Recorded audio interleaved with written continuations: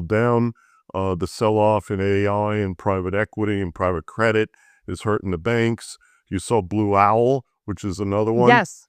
And what's interesting is all of these companies, Daniela, something we'll break here as kind of a scoop, have access to insurance companies. And guess what they've been doing? They've been putting all this mortgage-related crapola inside the insurance companies. And then guess what? They turn around and borrow from the federal home loan banks because the insurance companies are allowed to be members.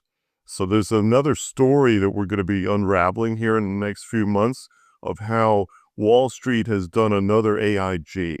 They put alpha, they put risk inside of a sector which really isn't supposed to have risk. And these insurance companies provide annuities to retirees. So this is going to be quite a mess when it really Wait, unfolds. are they using the insurance companies as a loophole and they're all into it?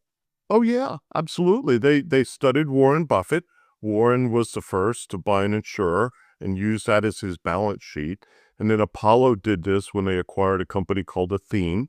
Athene was public for a while, and then they brought it in-house. They actually merged their manager with the insurance company, and they provide annuities to retirees, much of which they domicile offshore, so U.S. Regulators can't get access to it.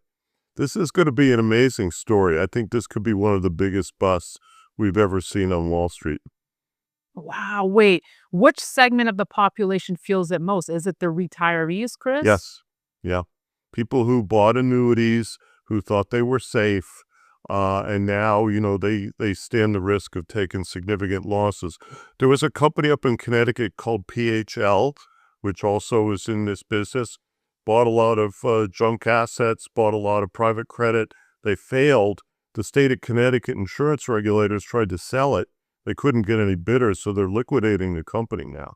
That's kind of a model for what we're going to see in other areas. And I think, Oh the my other part of gosh. this that's of concern is that many of these managers are public. So you see Blue Owl, they have a public stock. And what that means is that Yes. they're going to feel the same liquidity risk, the same flight that other public companies, KKR, for example, their mortgage REIT had to take some lumps this week when they reported earnings down. They had to cut their dividend, yada, yada. So you're going to see this tale of woe coming out of this sector.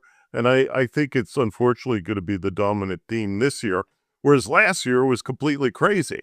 Last year was crypto and AI, and even the banks were running double-digit rates of return, which is not normal, obviously.